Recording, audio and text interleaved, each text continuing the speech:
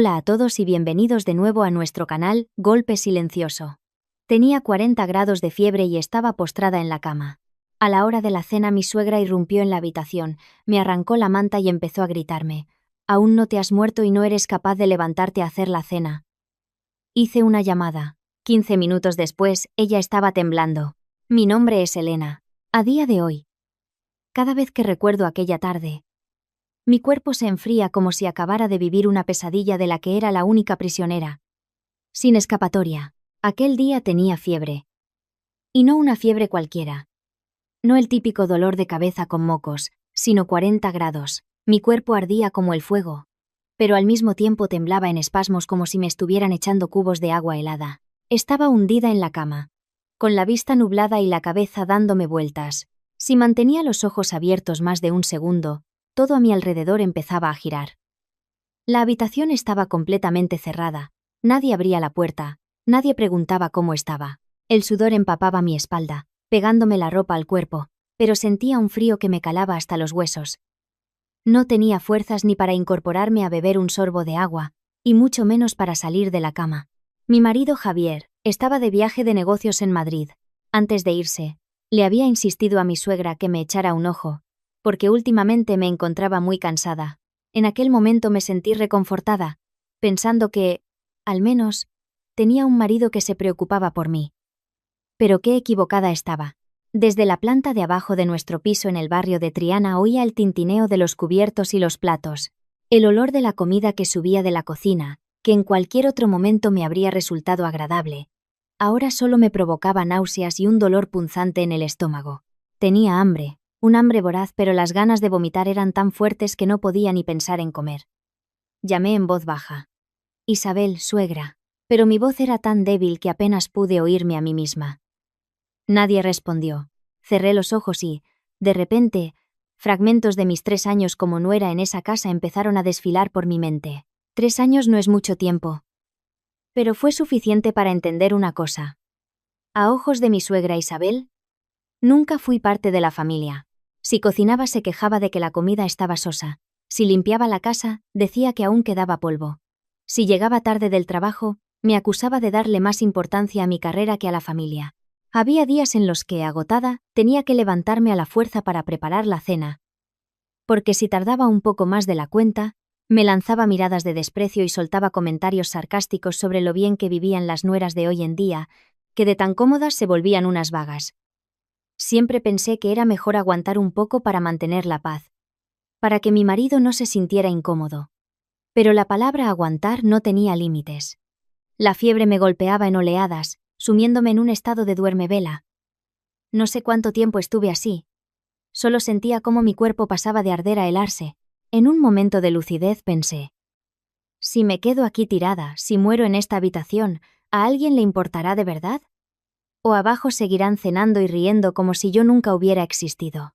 Intenté estirar el brazo hacia la mesita de noche, donde estaba mi móvil. Me temblaba tanto la mano que, en cuanto lo toqué, se me resbaló y cayó sobre el colchón.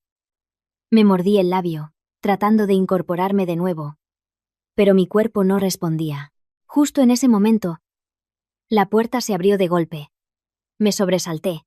La luz del pasillo me cegó y, en el umbral, estaba ella, mi suegra, Isabel. Su mirada no reflejaba preocupación ni interés, sino fastidio, irritación, incluso desprecio. Entró sin decir palabra y se dirigió directamente a mi cama. Antes de que pudiera reaccionar, arrancó de un tirón la manta que me cubría. Una ráfaga de frío me envolvió y me encogí por instinto. Isabel me miró de arriba abajo y soltó una frase, con una voz afilada como un cuchillo. ¿Qué cuento es este de estar enferma? ¿A quién quieres engañar? En esta casa no mantenemos parásitos. Intenté hablar, con la voz rota. De verdad que tengo fiebre, suegra. No puedo levantarme. Pero no me creyó. Se cruzó de brazos y esbozó una sonrisa burlona. Fiebre. Sí. Lo que tú eres es una actriz de primera. Todo el día aquí tirada, sin hacer la comida, sin limpiar la casa, y encima con el cuento de la enfermedad.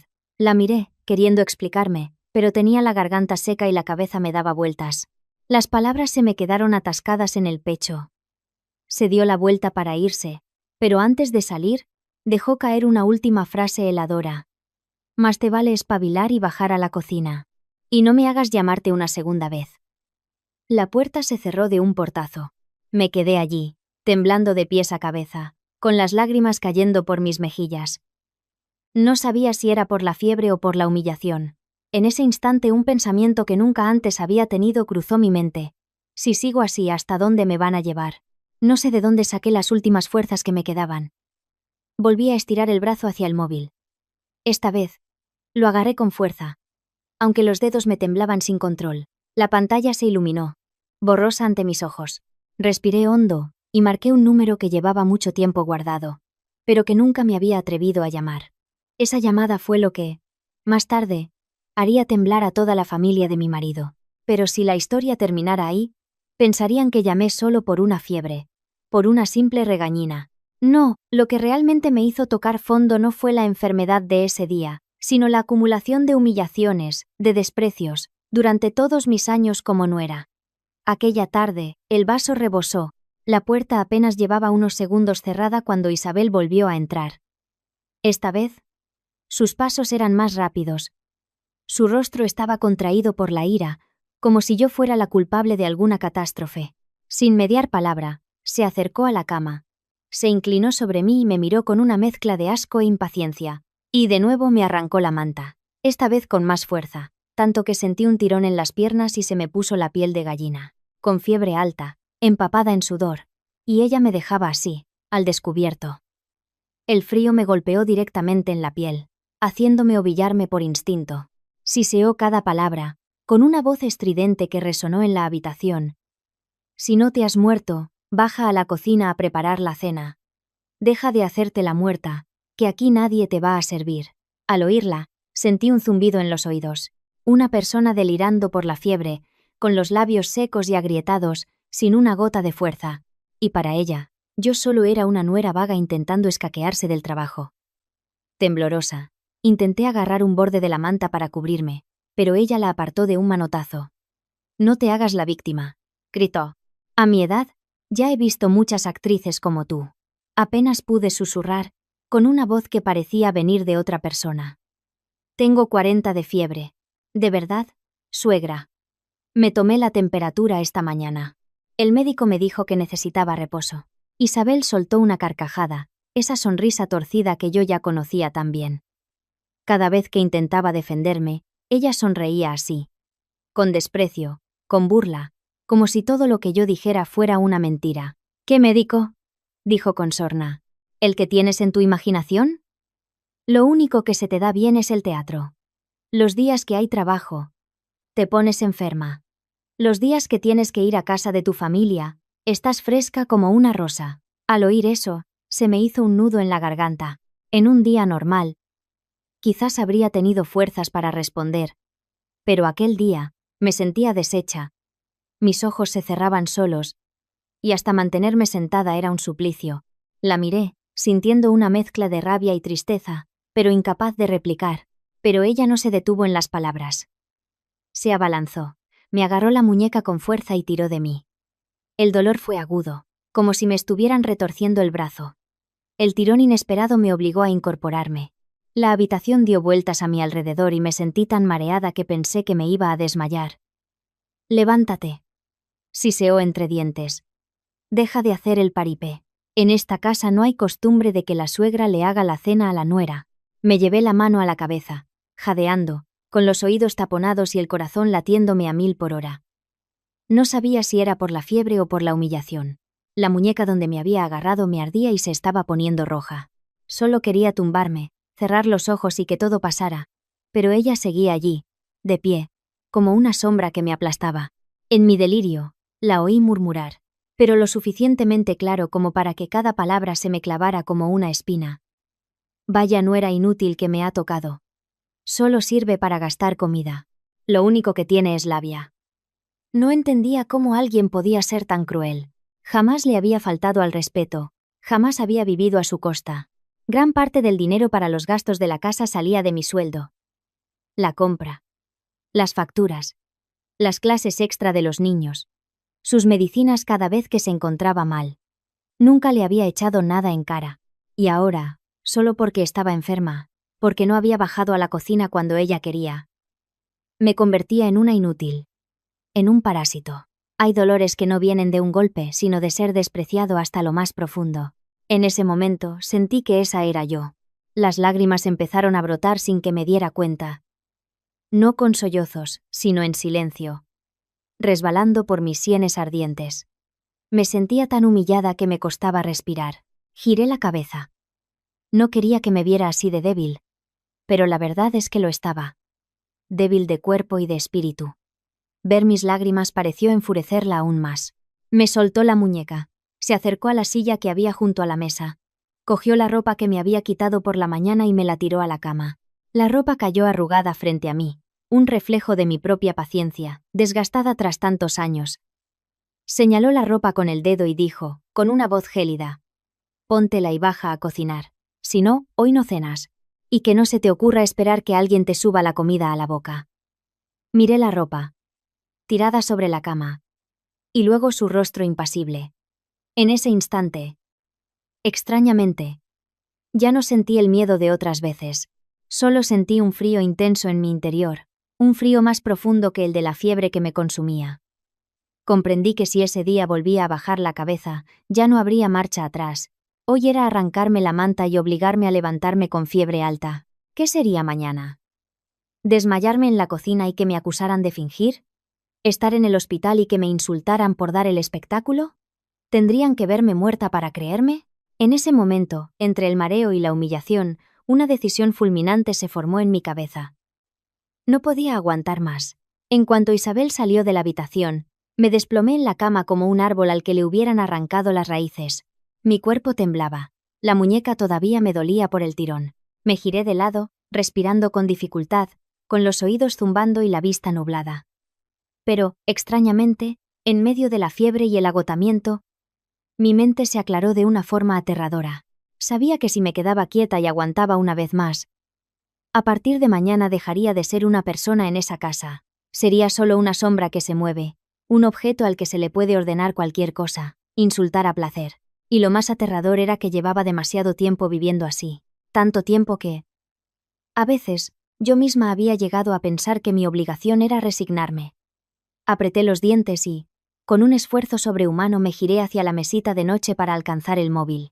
El brazo me temblaba violentamente, el hombro me dolía y el sudor me empapaba las sienes.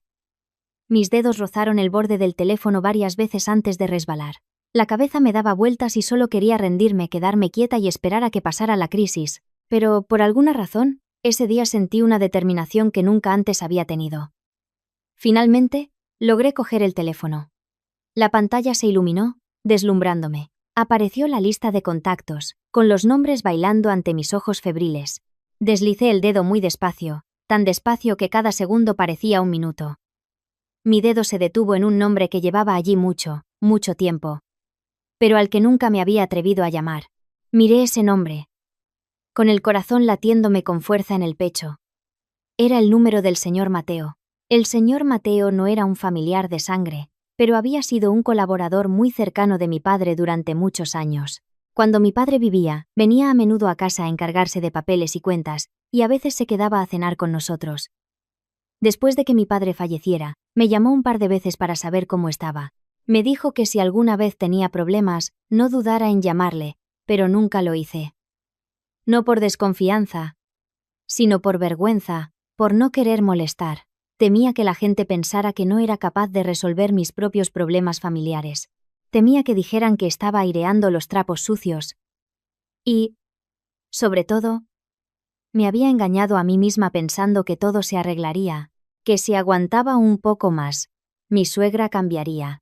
Mi marido me entendería. Esta familia sería diferente. Pero aquella tarde comprendí una verdad muy amarga. Hay lugares donde cuanto más cedes, más te pisan. Hay gente con la que cuanto mejor eres, más te desprecian. Marqué el número. Apenas sonó un tono. Respondieron casi al instante. Una voz masculina grave y firme sonó un poco sorprendida pero tranquila. «Dígame, Elena». Solo con oír eso, se me hizo un nudo en la garganta. Intenté tragar saliva, pero tenía la boca amarga y los labios secos. Toda la humillación, La tristeza y la rabia de los últimos años se agolparon en mi pecho. No tenía fuerzas para dar explicaciones, ni cabeza para elegir las palabras. Solo pude susurrar: «Señor Mateo, ayúdeme. Ya no aguanto más». Al decir eso, las lágrimas brotaron solas. No un llanto ruidoso, sino lágrimas silenciosas que corrían por mi rostro en medio de la fiebre, de la desesperación y la vergüenza. Me avergonzaba tener que pedir ayuda. Me avergonzaba haber esperado a estar en el límite para atreverme a hablar. Al otro lado de la línea hubo un silencio de unos segundos. Podía oír mi propia respiración. Entonces, el señor Mateo dijo, de forma concisa, sin preguntas, sin reproches, sin rodeos: «Quédate donde estás. Llego en 15 minutos». Solo eso, pero por alguna razón, esas palabras hicieron que se me encogiera el corazón. Por primera vez en todo el día, sentí que no estaba completamente sola. Alguien me creía. Alguien. Solo con oír mi voz. Sabía que de verdad estaba en problemas. Dejé caer el teléfono sobre mi pecho y cerré los ojos. Mi cuerpo seguía ardiendo. Estaba tan cansada que solo quería perder el conocimiento. Pero en lo más profundo de mi ser, una pequeña llama de esperanza había comenzado a arder. Débil, pero real. Abajo, en la cocina, el ruido de los platos continuaba. La voz de Isabel seguía resonando, hablando alto a propósito para que yo la oyera. «A ver cuánto tiempo aguantas con tu teatro». Luego murmuraba algo sobre la mala suerte que había tenido la familia al acoger a una nuera tan vaga y consentida. Otras veces, me habría asustado. Me habría puesto a pensar en cómo calmarla o, al menos, habría intentado arrastrarme hasta la cocina para evitar más problemas. Pero en ese momento, ya no tenía ganas de dar explicaciones. Explicarse con alguien que ha decidido no creerte es una pérdida de tiempo. Me quedé quieta, cubriéndome el estómago con el trozo de manta que quedaba, con la mirada fija en el techo. Cada segundo pasaba con una lentitud insoportable. No tenía reloj, pero sentía que unos pocos minutos habían sido una tarde entera. El corazón me latía con fuerza, y mi mente no paraba de imaginar cosas. ¿Y si el señor Mateo estaba ocupado y no llegaba? ¿Y si Isabel volvía a entrar? ¿Y si en el último momento me ablandaba y le decía que ya no hacía falta que viniera nadie? Me mordí el labio con fuerza. No. Esta vez no podía dar marcha atrás. Hay situaciones en las que, si das un paso atrás, te empujan 10 más hacia el fango. Y yo ya había retrocedido demasiado. 10 minutos pasaron como si fueran una hora. Oía el chirrido del ventilador, el ruido de los coches en la calle Betis, el ladrido de un perro en la casa de al lado. Todos los sonidos se volvieron extrañamente nítidos, como si todo mi ser se hubiera concentrado en la espera. Y entonces, justo cuando estaba a punto de cerrar los ojos por el agotamiento, el timbre de la puerta sonó con insistencia. 1, 2, 3 veces seguidas, con urgencia. Abrí los ojos de golpe. El corazón me dio un vuelco. Han llegado. El timbre sonó varias veces más, de forma insistente. No era el toque educado de un invitado, sino el de alguien que ha venido a resolver un asunto de una vez por todas. Tumbada en la cama, sentía los latidos de mi corazón retumbando en mi pecho. Abajo. El ruido de los platos cesó. Inmediatamente después, oí la voz irritada de Isabel. ¿Quién demonios será a estas horas? ¡Qué fastidio! Oí el arrastrar de sus zapatillas por el pasillo, el sonido metálico del cerrojo y, finalmente, el chirrido de la puerta al abrirse. Hubo un silencio de unos segundos, un silencio extraño. De esos que te dicen que la persona que ha abierto la puerta se ha encontrado con algo inesperado. Intenté levantar la cabeza, aguzando el oído. La voz de Isabel sonó. Pero ya no era el tono autoritario de antes, sino uno más bajo, vacilante. ¿A quién buscan? Oí el sonido firme y regular de unos zapatos de hombre entrando en la casa. Luego, una voz masculina, grave y decidida, resonó.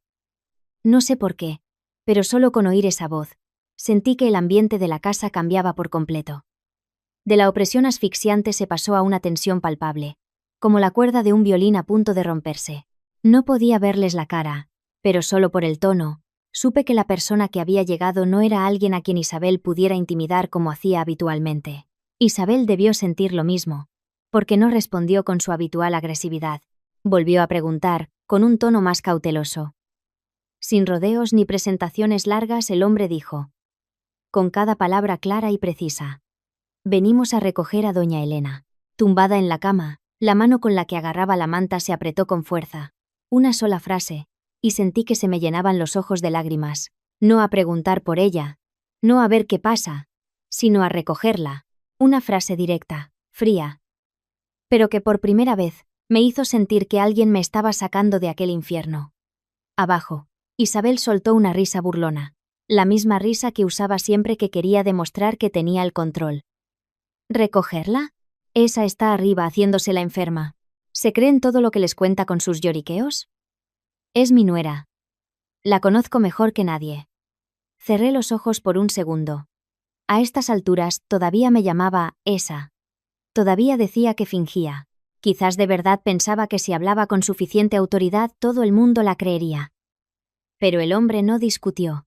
Se giró hacia los dos hombres que lo acompañaban y dijo, con voz firme y concisa: suban y ayúdenla a bajar. Mi corazón dio otro vuelco. Inmediatamente después, oí el ruido de pasos subiendo las escaleras. No era una persona, sino dos hombres, subiendo rápido pero sin precipitación, mientras la voz de Isabel se disparó desde abajo. Oigan. ¿Qué creen que hacen? Esta es mi casa. ¿Quién les ha dado permiso para subir? ¡Alto ahí! Nadie le respondió. Oí sus zapatillas corriendo detrás de ellos, su respiración agitada, y su voz, cada vez más estridente. Les aviso que mi nuera solo tiene una fiebre tonta. Está haciendo teatro, no se dejen engañar por ella. La puerta de mi habitación se abrió. Dos hombres entraron primero.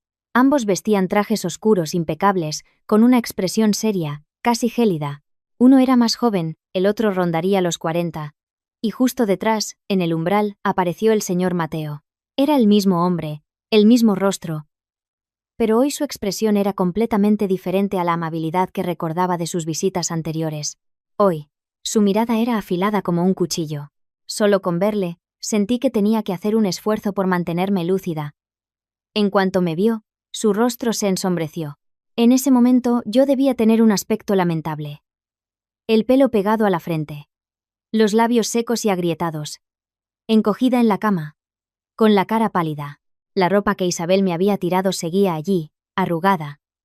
Como una prueba silenciosa de lo que había ocurrido. El señor Mateo se acercó rápidamente. Su voz era grave, pero bajó el tono al hablarme. Elena, ¿estás consciente? Moví los labios e intenté asentir. Solo un pequeño gesto fue suficiente para que la cabeza me diera vueltas de nuevo. Se giró hacia los otros dos hombres y dijo sin dilación: ayúdenla a levantarse. Con cuidado. Justo en ese momento, Isabel irrumpió en la puerta de la habitación. Con la cara roja de ira y los ojos desorbitados. Como si quisiera devorarnos a todos. Me señaló con el dedo y gritó: ya se lo he dicho. Está fingiendo. Por la mañana estaba perfectamente, y a la hora de la cena se tira en la cama. No se dejen engañar. Al oírla, sentí una mezcla de risa amarga y pena. Si no estuviera delirando por la fiebre, quizás me habría reído de verdad. ¿Por la mañana estaba perfectamente? Fui yo quien tuvo que tomarse la temperatura, tomarse la medicación y acurrucarse sola en la cama. Y ella lo sabía, lo había visto todo. Pero seguía negándolo. El señor Mateo se giró para mirarla. Era la primera vez que la miraba desde que había subido. Su mirada no era agresiva, pero era tan fría que Isabel, que estaba a medio grito, se cayó de golpe. Él preguntó, muy despacio: ¿dice usted que está fingiendo? Isabel pareció dudar un instante, pero intentó mantener su tono desafiante. Pues claro, es mi casa. La conozco mejor que nadie. El señor Mateo no discutió con ella. Se inclinó y me tocó la frente suavemente. Al sentir el contacto de su mano me invadió una sensación de amarga ironía. Un extraño se daba cuenta de que ardía en fiebre, mientras que la persona que vivía bajo mi mismo techo solo se preocupaba de arrastrarme a la cocina. Se incorporó y con una voz gélida dijo: con esta fiebre. Todavía dice que es mentira. Isabel abrió la boca para responder, pero no le salieron las palabras. Uno de los hombres que acompañaban al señor Mateo acercó una silla. El otro cogió una toalla y me secó el sudor de la frente. Sus movimientos eran eficientes y cuidadosos. Todo ocurrió delante de Isabel, como una bofetada a su crueldad. El aire en la pequeña habitación se volvió denso. Oía la respiración agitada de Isabel y el sonido de sus uñas arañando el marco de la puerta. Por primera vez en todos mis años como nuera, la vi quedarse sin palabras. No porque no tuviera nada que decir, sino porque empezaba a darse cuenta de que la situación se le había escapado de las manos. Miró al señor Mateo, luego a los dos hombres, y su voz ya no sonaba tan segura. Pero bueno, ¿ustedes quiénes son? Tras la pregunta de Isabel, se hizo un silencio tan pesado que podía oír los latidos de mi propio corazón. El señor Mateo no respondió de inmediato, la miró durante un instante, con una mirada fría y profunda, como si hubiera entendido todo lo que había sucedido en esa habitación. Luego se giró hacia sus dos acompañantes y dijo rápidamente: «Saquen el termómetro, el tensiómetro y llamen a un coche. No puede seguir aquí ni un minuto más». Uno de ellos abrió de inmediato un maletín que llevaba, sacando un termómetro digital y un tensiómetro portátil. Sus movimientos eran rápidos y precisos, sin hacer preguntas innecesarias ni perder el tiempo discutiendo con Isabel. A los pocos segundos, los números que aparecieron en la pantalla me dejaron a mí misma atónita. El hombre más joven miró al señor Mateo y dijo con seriedad: «Tiene la fiebre muy alta y la tensión por los suelos». El señor Mateo frunció el ceño, y su voz se volvió aún más grave. «Al hospital, ahora mismo». Oír esas 3 palabras fue como si una cuerda que me oprimía el pecho se aflojara de repente. No porque quisiera montar un escándalo, sino porque, por primera vez en todo el día, alguien miraba mi estado y decía lo único que había que decir. «Al hospital. Ahora mismo. No, intenta bajar a la cocina. No, deja de fingir. No, aguanta un poco. Que no es para tanto». Isabel, de pie en la puerta, empezó a cambiar de color. Quizás en ese momento se dio cuenta de que aquello ya no era una simple disputa entre suegra y nuera.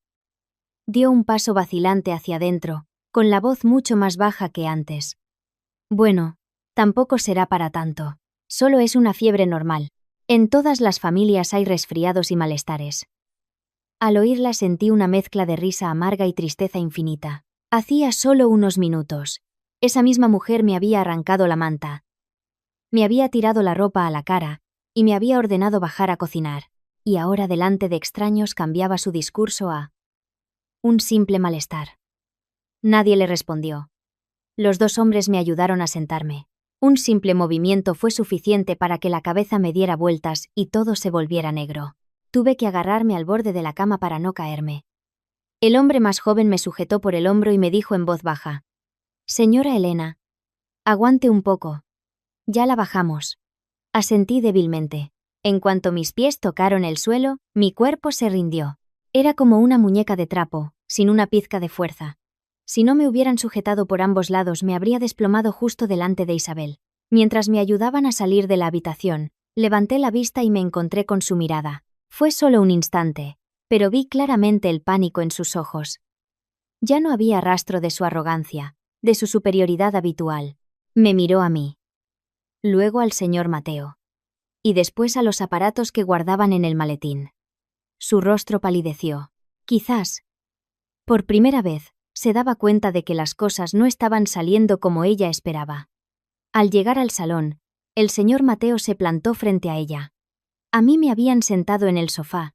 A pesar del calor y los zumbidos en los oídos, hice un esfuerzo por mantener los ojos abiertos y escuchar cada palabra.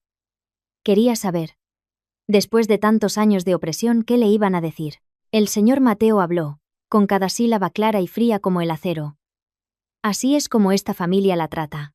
La pregunta, aunque no fue gritada, pareció dejar la casa sin aire.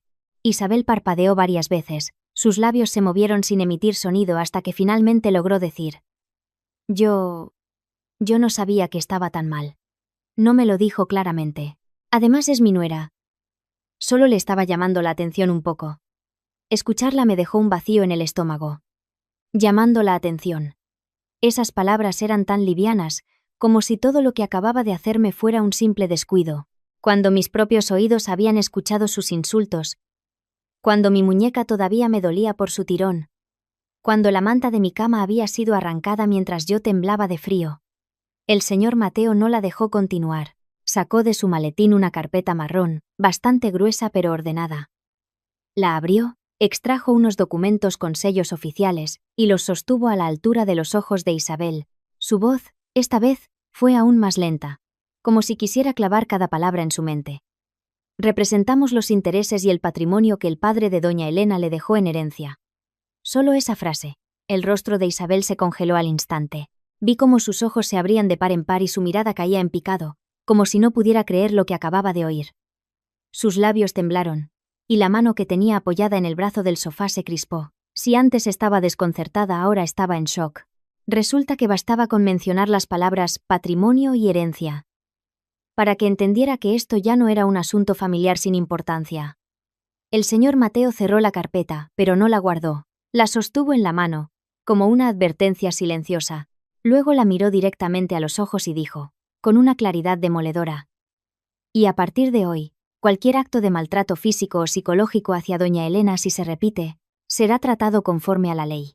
El aire en la casa se volvió irrespirable. Isabel retrocedió un paso, un movimiento casi imperceptible. Pero yo lo vi. Un paso atrás de una mujer que, en todos estos años, nunca había retrocedido ante mí. Su rostro se volvió ceniciento y sus manos temblaban sin disimulo. Miró al señor Mateo, luego a mí, con una expresión de pánico mezclada con rabia, como si quisiera decir algo pero tuviera la garganta cerrada. Yo estaba sentada en el sofá, todavía con fiebre y un dolor de cabeza martilleante. Pero, por alguna razón, sentí algo extraño. No era satisfacción ni alegría, sino una amargura profunda. Resulta que durante todos estos años, la razón por la que me despreciaba no era porque yo hiciera algo mal, sino porque pensaba que no tenía a nadie que me respaldara. Resulta que solo cuando alguien le mostró documentos y le habló de la ley, empezó a tener miedo. Fuera. Se oyó el ruido de un coche deteniéndose frente a la puerta. El hombre más joven se inclinó y me dijo en voz baja: «Señora Elena, el coche ya está aquí. Vámonos». Me ayudaron a levantarme. Al pasar junto a Isabel no dije nada. Solo la miré una vez. Y por primera vez en mi vida como nuera, vi el miedo en los ojos de mi suegra. En cuanto la puerta del coche se cerró, ya no tuve fuerzas para distinguir el paisaje exterior. Todo pasaba ante mis ojos como manchas de luz borrosas. Mi cuerpo ardía, pero tenía las manos heladas. La garganta me raspaba y la cabeza me pesaba como si llevara una losa. Me recliné en el asiento, con los ojos entrecerrados, escuchando al señor Mateo, delante, pedirle al conductor que fuera un poco más rápido, pero con cuidado. Durante todo el trayecto nadie me hizo muchas preguntas. Supongo que sabían que no tenía fuerzas para responder. El hombre que iba a mi lado se limitaba a sujetarme el hombro de vez en cuando para que no me cayera y a acercarme una botella de agua a los labios. Apenas pude beber un sorbo antes de que me diera un ataque de tos. Esa sensación me hizo sentir una pena inmensa. Un sorbo de agua de un extraño era posible. Pero en la casa que se suponía que era mi hogar, con una fiebre delirante, nadie me había ofrecido ni un vaso. El coche se detuvo poco después frente a un hospital privado en el centro de Sevilla. Me ayudaron a bajar y me llevaron directamente a urgencias. La luz blanca y fría de los fluorescentes me deslumbraba. El olor a desinfectante me revolvió el estómago y me mareó aún más. Apenas me tumbaron en una camilla, se acercó una doctora de mediana edad. Mientras me examinaba, me hizo preguntas cortas y directas. ¿Cuánto tiempo lleva con fiebre? ¿Ha comido o bebido algo? ¿Tiene alguna enfermedad crónica? Intenté responder, pero mi voz se entrecortaba. Al final, el señor Mateo tuvo que explicar la situación en la que me habían encontrado. La doctora frunció el ceño. Me puso la mano en la frente y se giró hacia una enfermera. Tómale la temperatura otra vez. Ponle una vía con suero. Y mírale la tensión. Rápido. A los pocos minutos, los resultados confirmaron lo que sus caras ya me decían. Mi estado no era ninguna broma. La temperatura seguía alta, la tensión baja, y la deshidratación era evidente. Mientras me examinaba, la doctora me levantó el brazo con cuidado. Al ver el moratón oscuro que rodeaba mi muñeca, donde Isabel me había agarrado con fuerza, se detuvo. Su mirada cambió. Ya no era solo la de una profesional, sino que reflejaba una clara molestia por lo que veía. Preguntó directamente: ¿Esta marca ha sido por un golpe o porque alguien la ha agarrado? Apreté los labios, sin responder de inmediato. No porque quisiera ocultarlo, sino porque nunca imaginé que acabaría en una camilla de hospital respondiendo a esa pregunta. Tras unos segundos de silencio, susurré: Me agarraron. La doctora no dijo nada más, solo asintió, pero su expresión era de evidente desaprobación. Escribió algo en mi historial y le pidió a una enfermera que fotografiara la lesión. Me quedé tumbada, sintiendo una mezcla de agotamiento y desolación. Un simple moratón, pero que dejaba al descubierto, bajo las luces del hospital, toda la verdad. Lo que ocurría en esa casa ya no era un asunto de una suegra con mal carácter. El señor Mateo, que había permanecido a cierta distancia, se acercó cuando la doctora salió a esperar los resultados de unos análisis rápidos.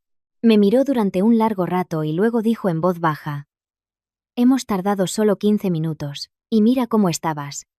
Si hubiéramos esperado unas horas más, no sé qué habría pasado». Al oírlo, se me hizo un nudo en la garganta. Desde que Isabel me había arrancado la manta, no había vuelto a llorar. Quizás porque estaba demasiado agotada. Pero las palabras del señor Mateo hicieron que se me humedecieran los ojos. Por fin alguien miraba mi estado y veía que mi dolor era real, que mi enfermedad era real. No alguien que me veía como una niña caprichosa montando una escena para no trabajar. Los resultados médicos me dejaron helada. La doctora me explicó que no solo tenía una infección vírica grave, sino también signos de agotamiento crónico. Mi cuerpo estaba al límite por el exceso de trabajo, una alimentación irregular y la falta de descanso. Me miró fijamente y dijo con seriedad: «Esta situación no es de un solo día, señora. Lleva mucho tiempo agotada. Y hoy su cuerpo simplemente ha dicho basta». Giré la cabeza. Sus palabras fueron como un corte limpio y preciso. Era verdad. Llevaba mucho tiempo cansada. Cansada no solo del trabajo de casa, de las comidas, de volver de la oficina para meterme directamente en la cocina, sino también de tragarme cada comentario sarcástico, cada mirada de desprecio, cada defensa a medias de mi marido. Pero me había acostumbrado a decirme a mí misma que tenía que aguantar un poco más. Hasta que mi cuerpo ya no pudo más. Cuando el señor Mateo escuchó el diagnóstico, le pidió al hospital que guardara una copia de todo mi historial médico, los resultados de los análisis y las fotografías de mis lesiones, además de un informe detallado sobre mi estado físico y mental al ingresar. Al ver todo aquello, no pude ocultar mi sorpresa. Cuando la doctora se fue, le pregunté en voz baja: «Señor Mateo, ¿de verdad va a llevar esto tan lejos?». Él me miró directamente y respondió con firmeza: «No se trata de llevarlo lejos, Elena, se trata de poner las cosas en su sitio». Esa frase me dejó sin palabras. Poner las cosas en su sitio. Sonaba tan simple, pero ¿por qué en tantos años nunca me había atrevido a pensar en ello? Siempre había intentado minimizar los problemas, tragarme el dolor, diciéndome a mí misma que no quería crear conflictos, pero resulta que, cuanto más intentaba empequeñecerlo, más fácil les resultaba a ellos retorcerlo a su antojo. Justo en ese momento, mi teléfono empezó a vibrar sin parar. En la pantalla brillaba el nombre de Isabel. Antes de que pudiera contestar, empezaron a llegar mensajes, uno tras otro, como si me los estuvieran tirando a la cara. «Muy bien hecho. Te atreves a traer a extraños para amenazarme». El segundo llegó al instante. «Ya te las verás con tu marido cuando se lo cuente todo». Miré la pantalla. Con las manos heladas. Acababa de ingresar en el hospital. Me estaban poniendo suero. Y en su cabeza solo había una cosa: su orgullo herido. Ni una sola pregunta sobre mi estado. Sobre si estaba bien. Solo reproches y amenazas. Estaba a punto de apagar el teléfono cuando, menos de media hora después, volvió a sonar. Esta vez era Javier. Al ver su nombre, sentí una punzada en el corazón. Una pequeña parte de mí, estúpidamente, todavía esperaba que me preguntara cómo estaba. Si me encontraba mejor. Si necesitaba que volviera. Pero en cuanto me llevé el teléfono a la oreja, su voz sonó tensa, llena de rabia contenida. «¿Se puede saber qué has hecho? ¿Quién te ha dado permiso para llamar a gente de fuera y humillar a mi madre?». Me quedé paralizada. Al otro lado Javier seguía. «¿Tienes que montar este circo por un problema familiar? ¿Te parece bonito? Mi madre me ha llamado llorando, diciendo que le has faltado al respeto y que has traído a gente para amenazarla».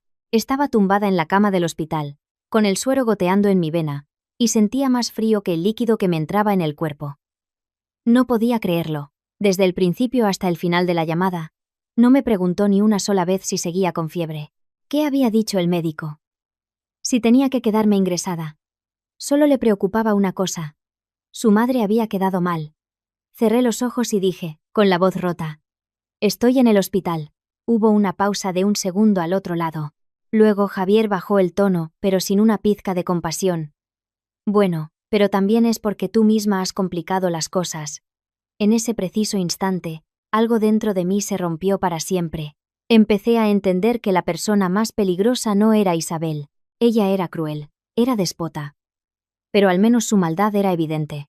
En cambio, Javier, el hombre que dormía a mi lado cada noche, el que siempre me decía, aguanta un poco por el bien de la familia, resultaba ser el que me dejaba sola en medio de la crueldad para luego culparme por atreverme a salvarme. Pensé que, después de esa llamada, Javier al menos se detendría a reflexionar, que, aunque estuviera enfadado y defendiera a su madre, al saber que su mujer estaba en el hospital, tendría la decencia de preguntar por mi estado. Pero me equivoqué una vez más. Esa misma noche, cuando apenas había terminado la segunda bolsa de suero, la puerta de la habitación se abrió de golpe. Javier entró con el rostro desencajado y los ojos inyectados en sangre. No de preocupación, sino de ira. Se acercó con paso decidido y cerró la puerta de un portazo tan fuerte que me sobresalté. No se acercó a la cama de inmediato. Se quedó de pie, con las manos en las caderas, mirándome como si la culpable de todo fuera yo. Y su primera frase no me sorprendió, pero aún así me dolió como una puñalada. Eres increíble. No te bastaba con montar el numerito en casa, que además tenías que traer a gente para amenazar a mi madre. Estaba recostada en la cama, con la vía puesta en el brazo, todavía agotada, pero con la mente extrañamente lúcida. Miré al hombre en el que una vez había confiado, al que había considerado mi apoyo incondicional, y solo vi a un extraño. Le pregunté, con la voz ronca pero clara. Tenía 40 de fiebre. Tu madre me arrancó la manta y me obligó a levantarme para cocinar. ¿Tengo que morirme para que te parezca grave? Javier torció el gesto, sin mostrar la menor empatía. Arrastró una silla, se sentó de mala gana y dijo con indiferencia: Mi madre tiene su carácter, pero lo hace para educarte. No exageres las cosas. Creí haber oído mal. ¿Educarme? Me reí. Una risa amarga, que hasta a mí me sonó extraña. Una persona delirando por la fiebre, a la que sacan a la fuerza de la cama, la insultan y la obligan a cocinar, y él lo llamaba educarme. Javier frunció el ceño con un tono más agresivo. ¿Y qué querías? Que toda la familia estuviera a tu servicio. Mi madre es una mujer mayor. Si te dice algo, ¿no puedes aguantarte y ya está? La palabra aguantar otra vez salía de su boca. Durante años, cada vez que yo estaba dolida, cada vez que Isabel se pasaba de la raya, Javier solo decía eso. Aguanta. Déjalo pasar. Es mayor. No le lleves la contraria. Pero hoy, tumbada en una cama de hospital, con una aguja en el brazo y todavía con fiebre, comprendí que ese aguantar que él siempre me exigía era solo una forma de eludir su responsabilidad, de evitar conflictos, de no tener que ponerse de mi parte. Le miré directamente a los ojos. Si hoy no hubiera llamado al señor Mateo, ahora mismo seguiría en casa, delirando de fiebre. Mientras tu madre sigue insultándome desde la cocina, ¿tú te habrías enterado? ¿O también dirías que estaba fingiendo? Javier levantó la voz casi gritando. Pero tampoco te ibas a morir. La habitación se quedó en silencio. Ni yo misma esperaba que pudiera decir algo así, tan rápido, tan a la ligera. Como si mi vida fuera un límite muy lejano y, mientras no lo cruzara, todo lo demás era tolerable. Me quedé inmóvil unos segundos. Luego pregunté, en un susurro que sonó más afilado que cualquier grito: ¿para ti tampoco vale mi vida? Javier desvió la mirada. Por primera vez desde que había entrado, miró hacia otro lado. Supe que, en algún rincón de su conciencia, sabía que se había pasado, pero ese remordimiento duró menos de un segundo. Inmediatamente cambió de tono, pasando de la agresividad a una suavidad fingida. Se inclinó hacia mí y bajó la voz. No me presiones, Elena. Mi madre es mayor. Ha luchado toda su vida. Aguanta un poco. No te cuesta nada. Montando este escándalo solo empeoras las cosas. Al oírlo sentí un escalofrío. El mismo hombre que acababa de decir, tampoco te ibas a morir, ahora se presentaba como la víctima atrapada entre dos fuegos, fingiendo impotencia porque yo era una exagerada. Esa hipocresía lo hacía aún más temible que Isabel. La maldad de ella era directa. La de él venía envuelta en un manto de falsa moralidad, convirtiendo siempre a la víctima en la culpable.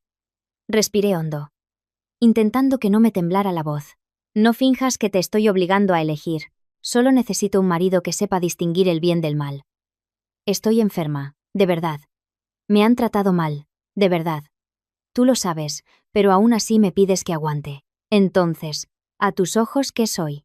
¿Tu mujer o solo la persona que tiene que sufrir para que tu familia esté en paz? Javier se levantó de un salto, con la cara roja. Te estás pasando. He intentado hablar contigo de buenas, ¿qué más quieres? Que me enfrente a mi madre. Que sea un mal hijo.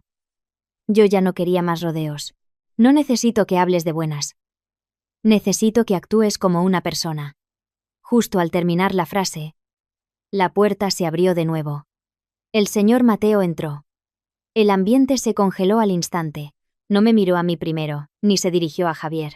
Fue directo a la mesita junto a la cama y dejó sobre ella una carpeta con documentos. Su gesto era tranquilo, pero esa calma fue lo que hizo que Javier se quedara paralizado. El señor Mateo se giró para mirarlo, con voz gélida. A partir de ahora, cualquier asunto relacionado con doña Elena y el patrimonio que le corresponde por derecho, no podrás gestionarlo sin su consentimiento explícito. Vi claramente cómo el rostro de Javier cambiaba de color. Sus ojos se abrieron de par en par y se clavaron en la carpeta, como si quisiera ver a través de ella, aún sin saber qué contenía. Su reacción fue suficiente para que yo entendiera. Las palabras del señor Mateo habían tocado su punto más débil. Javier intentó recuperar la compostura, pero su voz ya no era firme. ¿Qué quiere decir con eso? Soy su marido. El señor Mateo, sin inmutarse, empujó la carpeta un poco más hacia él. Que seas su marido no te da derecho a disponer de lo que no es tuyo. Sentada en la cama, apreté el borde de la sábana. Era la primera vez que veía a Javier perder su habitual aire de superioridad moral, y también fue la primera vez que intuí que detrás de su ira y su victimismo había algo más.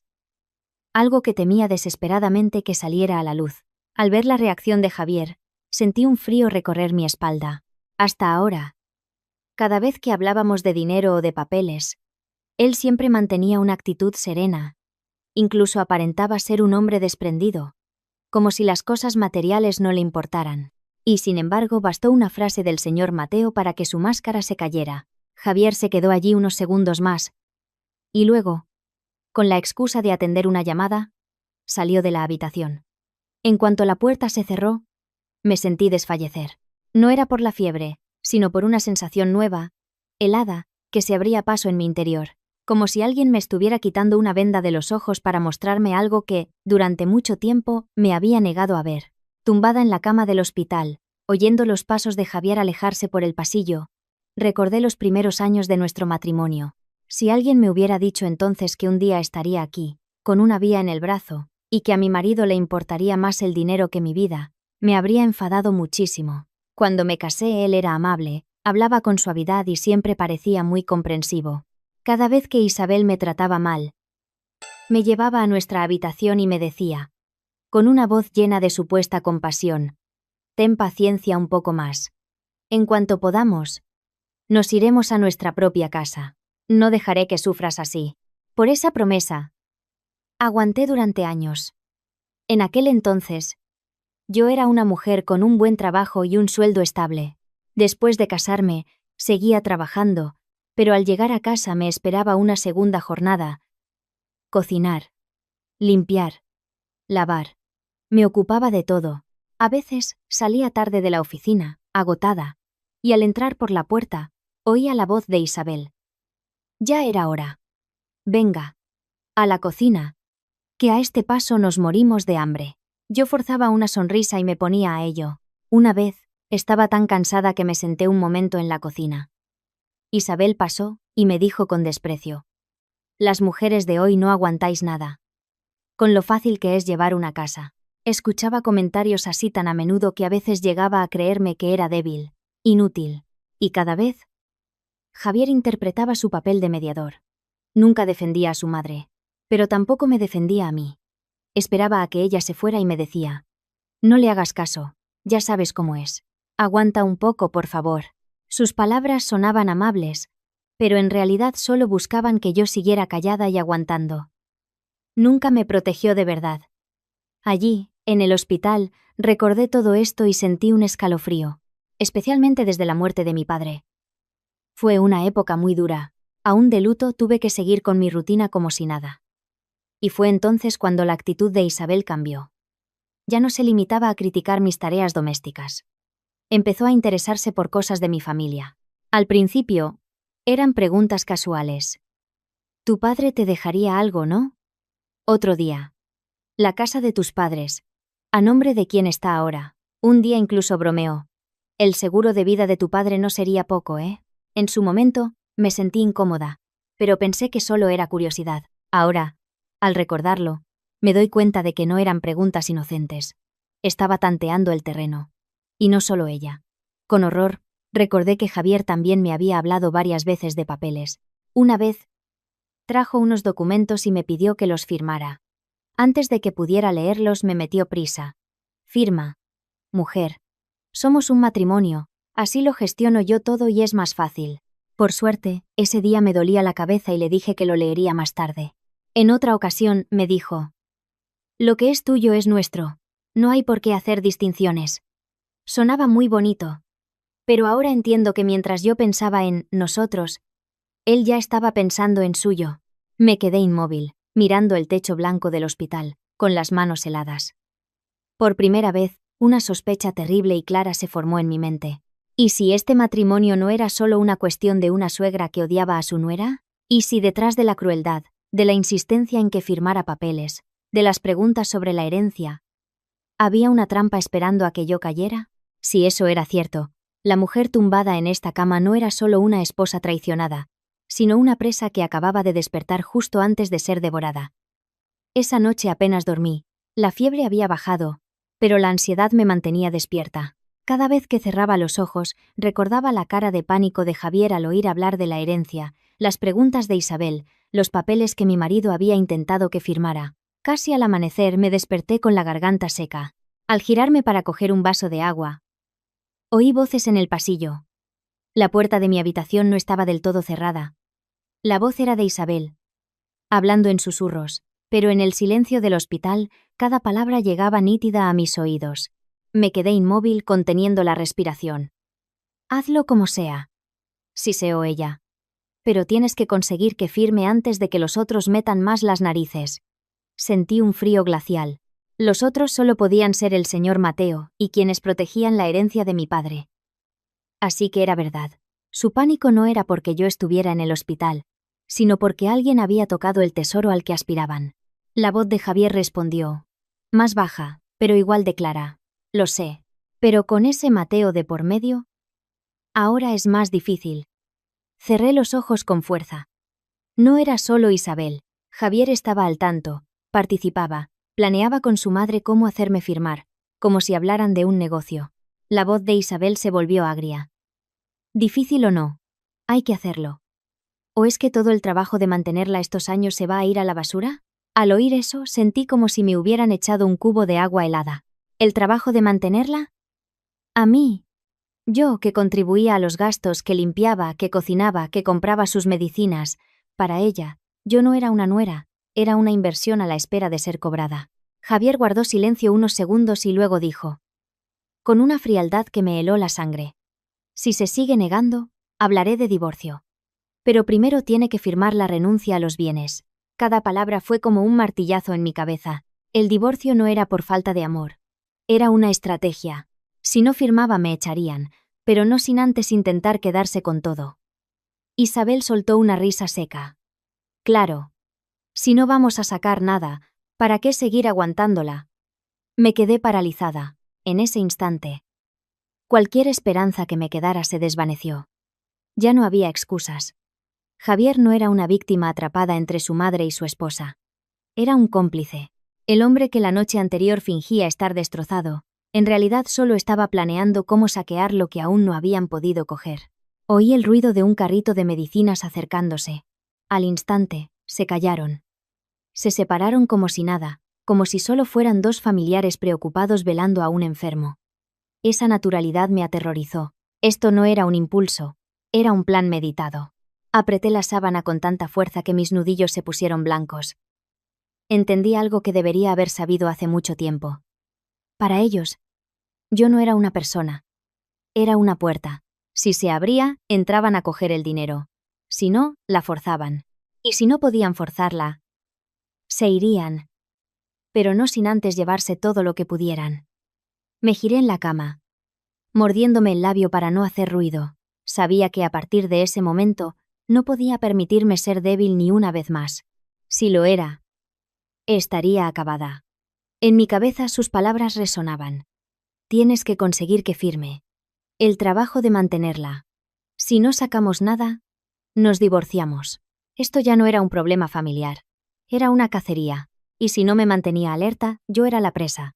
A la mañana siguiente, me desperté con una claridad mental que nunca antes había tenido.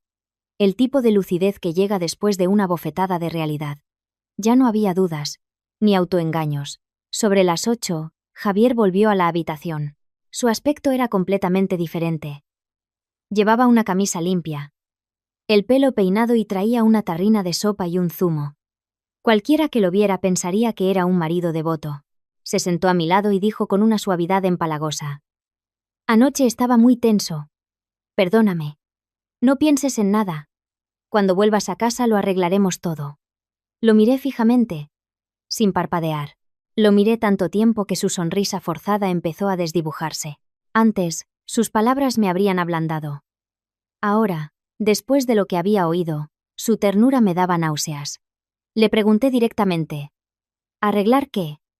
¿Lo de firmar los papeles o lo del divorcio? Javier se quedó helado.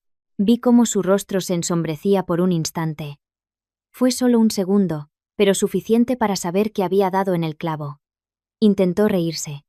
¿De dónde sacas esas ideas? Estás enferma y te imaginas cosas. No le dije que los había oído. Solo lo miré y dije, con una frialdad que me sorprendió a mí misma: a partir de ahora, todo lo que digas lo comprobaré. La habitación se quedó en silencio. Javier me miró con los ojos entrecerrados. Quizás por primera vez se dio cuenta de que ya no era la mujer sumisa de antes. Justo entonces, la puerta se abrió y entró el señor Mateo. Llevaba una carpeta aún más gruesa. Fue directo a la mesa. La dejó y se giró hacia mí. Elena, aquí están todos los documentos de la herencia de tu padre. Léelos con calma. Y a partir de hoy, no firmes absolutamente nada sin que lo revise un abogado. Vi cómo a Javier se le tensaba la mandíbula. Intentó intervenir. Señor, ¿por qué le trae esos papeles ahora? Está débil. Ya habrá tiempo. El señor Mateo lo cortó en seco. Estoy hablando con doña Elena, no con usted. Javier se quedó sin palabras. Abrí la carpeta. Había copias de escrituras, certificados de propiedad, documentos de transferencia y un documento que me dejó sin aliento. Mi padre no solo me había dejado la casa y algo de dinero, me había dejado el 30% de las acciones de una empresa constructora en la que había invertido hacía años. Era una fortuna. Mucho más de lo que jamás había imaginado. Me quedé inmóvil. De repente, todas las piezas encajaron. La falsa paciencia de Javier, la creciente crueldad de Isabel, las preguntas sobre mi herencia, la insistencia en que firmara papeles. Todo giraba en torno a una sola cosa: el dinero. Levanté la vista y lo miré, ya no con el dolor de una esposa traicionada, sino con la claridad de quien acaba de despertar de un largo sueño. Dije, lentamente: así que durante todos estos años, no me reteníais por afecto, era por el dinero. Javier saltó de la silla. Elena, te estás pasando. Yo nunca. Lo interrumpí. No lo niegues. Si no fuera por esto seguirías aquí, interpretando tu papel de buen marido, pidiéndome que firme para mantener la paz. Su rostro palideció. Dejé la carpeta sobre la cama y lo miré a los ojos. A partir de hoy, no vuelvo a esa casa. Y si tú y tu madre intentáis una sola cosa más, hablaré con la policía y con mis abogados. Javier se quedó quieto. Por primera vez no gritó, no se enfadó, no recurrió a su falsa moralidad. Se quedó allí, con la boca entreabierta, sin saber qué decir. Y en su mirada, no vi amor, ni arrepentimiento, solo pánico. Pánico puro y duro. Pensé que después de aquello se detendrían. Pero subestimé su codicia. Esa misma tarde, mi teléfono empezó a sonar sin parar. Eran familiares de Javier. Una tía me llamó, regañándome. Elena, ¿qué le has hecho a tu suegra para que esté llorando así? Arreglad vuestros problemas en casa. No se trae a gente de fuera para amenazar a la familia. Apenas pude responder. Otro me escribió. Una mujer casada debe proteger el honor de su marido. Otro fue más directo. Cuando no tenías nada aguantabas. Ahora que tienes dinero, ¿le das la espalda a la familia? Me quedé mirando el teléfono. Paralizada. Isabel ya había movido ficha. Había llamado a todo el mundo, llorando, contando su versión de la historia, en la que ella era la víctima y yo la nuera desagradecida que, al heredar una fortuna, se había vuelto contra ellos. Entonces, el señor Mateo me mostró el perfil de Facebook de Javier. Acababa de publicar un estado. Hay personas que, en la pobreza, aguantan. Cuando tienen dinero, desprecian hasta a su propia familia. Leí esa frase y no sentí ganas de llorar. Solo sentí frío. Un frío que me calaba hasta los huesos. No solo querían mi dinero. Querían destrozar mi reputación, arrinconarme, para que, si el asunto se hacía público, yo fuera la mala de la película. Miré al señor Mateo y le dije, con una voz tranquila pero firme, ya no quiero defenderme con palabras. Quiero que se callen para siempre. A partir de ahora, hablaremos con pruebas. Primero, consiguieron las grabaciones de la cámara de seguridad de un vecino, que apuntaba a la entrada de mi casa. Las imágenes, aunque no eran perfectas, mostraban claramente a Isabel subiendo las escaleras enfurecida, y a mí siendo sacada poco después, casi sin poder sostenerme. Aquello desmontaba su mentira de que yo estaba fingiendo. Luego estaba mi informe médico completo. Fiebre alta, agotamiento extremo, deshidratación y los moratones en mi muñeca y hombro, documentados por el hospital como compatibles con una sujeción forzada. Mientras revisaba los papeles, Javier entró en la habitación. Esta vez traía un ramo de lirios blancos y una expresión de arrepentimiento cuidadosamente ensayada. Se sentó y dijo, en voz baja, ¿no te parece que ya has llegado demasiado lejos? ¿Quieres que todo el mundo se ría de nosotros? Miré las flores, tan blancas, tan puras. Una burla. El mismo hombre que horas antes me había difamado ante toda su familia, ahora intentaba comprar mi perdón con un ramo de flores. Lo miré a los ojos, y por primera vez vi un atisbo de nerviosismo en su mirada. Dije, con una calma aterradora, llévate estas flores y ponlas sobre la tumba de nuestro matrimonio. Ya no las necesito. En ese momento algo dentro de mí se liberó. Ya no había vuelta atrás. Ya no había nada que salvar. Tras ese día, Javier cambió de táctica, dejó de publicar indirectas y empezó a aparecer por el hospital a diario. Traía comida, fruta. Se sentaba en el pasillo durante horas. Incluso las enfermeras empezaron a decirme, su marido la quiere mucho, ¿eh? Yo solo sonreía. Sabía que era una actuación. Estaba interpretando el papel del marido arrepentido para ablandarme, para que bajara la guardia. Una noche, se sentó a mi lado, con los ojos enrojecidos. Elena, lo siento, susurró. Estaba atrapado entre mi madre y tú. No quiero perderte. Sus palabras, que antes me habrían destrozado, ahora me sonaban huecas. Esperé. Sabía que algo más vendría. Y así fue. Sacó un sobre de su bolsillo. Es solo un documento para aclarar lo de tus bienes, dijo. Para que mi madre se quede tranquila y tú no tengas problemas. Fírmalo, por favor, para que todo vuelva a la normalidad. Cogí los papeles.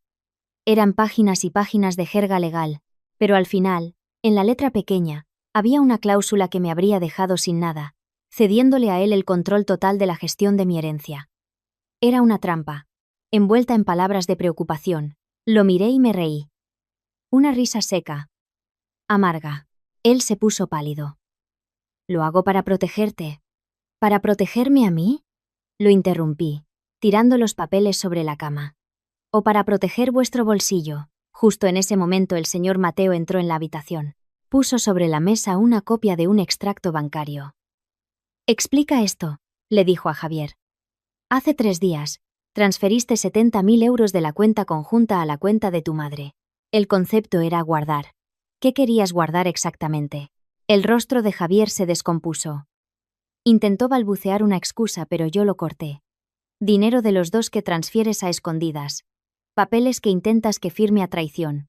Javier, deja de fingir. Tu actuación es pésima. La habitación se quedó en silencio. Supe entonces que ya no había matrimonio. Ya no había nada. Pero ellos no se rindieron. La estocada final llegó la noche siguiente. El señor Mateo recibió una llamada. Cuando colgó, su rostro era sombrío. Isabel ha estado en el banco, dijo. Llevaba unos papeles. Una especie de contabilidad falsa. Intentando demostrar que tú les debías dinero. Que habías pedido préstamos para invertir. Y lo habías perdido todo. Están construyendo un caso para pintarte como una aprovechada y una deudora. Sentí un vacío en el estómago. Y eso no es todo. Continuó. Javier ha estado contactando con un abogado de dudosa reputación. Ha preguntado cómo se puede demostrar que una persona es mentalmente inestable tras recibir una gran herencia. Mentalmente inestable. Querían anularme, silenciarme, declararme loca para que nadie creyera mi historia y así poder quedarse con todo. Recordé las pastillas que Javier me daba para dormir, insistiendo en que las tomara porque últimamente estaba muy irritable. Ya no sentía dolor. Solo una determinación fría como el hielo. No quiero seguir defendiéndome, le dije al señor Mateo. Quiero que caigan en su propia trampa. 2 días después, organicé una reunión familiar en casa del hermano mayor del padre de Javier, el tío Luis, un hombre respetado y recto con una finca en el Aljarafe. Isabel y Javier llegaron primero, interpretando su papel de víctimas. Isabel lloraba en silencio, mientras Javier hablaba de cómo yo ya no escuchaba a nadie. Los demás familiares me miraban con reproche, aconsejándome que perdonara y mantuviera la familia unida. Los dejé hablar. Cuando todos terminaron, saqué mi teléfono y un pequeño altavoz. Antes de que me deis más consejos, dije. Me gustaría que escucharais algo. Pulsé el play. Y en el silencio de la sala, la voz de Isabel resonó, clara y nítida. Tienes que conseguir que firme antes de que los otros metan más las narices. Luego, la de Javier. Si se sigue negando, hablaré de divorcio, pero primero tiene que firmar la renuncia a los bienes. Y finalmente, la risa de Isabel. Claro. Si no vamos a sacar nada, ¿para qué seguir aguantándola? La grabación terminó. Nadie se movía. El rostro de Isabel era una máscara de cera. Javier se puso en pie de un salto. Grabar conversaciones es ilegal. ¿Y robar el patrimonio de otra persona no lo es? Respondí. El señor Mateo entonces empezó a sacar las pruebas, una por una. Mi informe médico, las fotos de mis moratones, las imágenes de la cámara de seguridad, la transferencia de los 70.000 euros. Y por último, el papel que Javier había intentado que firmara. El tío Luis, que había permanecido en silencio hasta entonces, se levantó de un golpe, haciendo temblar la mesa. Señaló a Isabel y a Javier y rugió, con una voz que hizo vibrar las paredes. Sois una vergüenza. Nunca en esta familia ha habido gente tan miserable como vosotros. Me levanté, hice una reverencia a los mayores y me fui. Pocos días después presenté la demanda de divorcio. El proceso fue rápido. Con todas las pruebas, no tuvieron nada que hacer. Tuvieron que devolver el dinero, y su reputación en la familia y en su entorno quedó destrozada. Isabel vino a verme una última vez al hospital. Estaba más delgada, más vieja. Me suplicó que no arruinara a su hijo. La miré y le pregunté, en voz baja, el día que me arrancó la manta de la cama, ¿pensó por un momento que yo también era una persona? No pudo responder. Me mudé al antiguo piso de mi padre en el barrio de Santa Cruz. Al principio, el silencio era abrumador. Pero poco a poco, me di cuenta de que esa paz era lo que había anhelado durante años. Empecé a gestionar la herencia de mi padre, a tomar mis propias decisiones, a reconstruir mi vida. Meses después, vi a Isabel sentada sola en un restaurante. Comía despacio, encorvada, perdida entre la multitud. No por odio, sino porque entendí que hay historias que, una vez cerradas, no necesitan ser reabiertas. Nos enseñan a las mujeres que debemos aguantar para mantener la paz, ceder para que la familia funcione. Pero llega un punto en el que te das cuenta de que un hogar no es un lugar donde te obligan a cocinar con 40 de fiebre. Y el amor no es alguien que te abraza con una mano mientras con la otra calcula cuánto puede quitarte. Al salir de ese matrimonio, aprendí algo muy doloroso, pero muy real. Amarse a una misma no es egoísmo. Es despertar.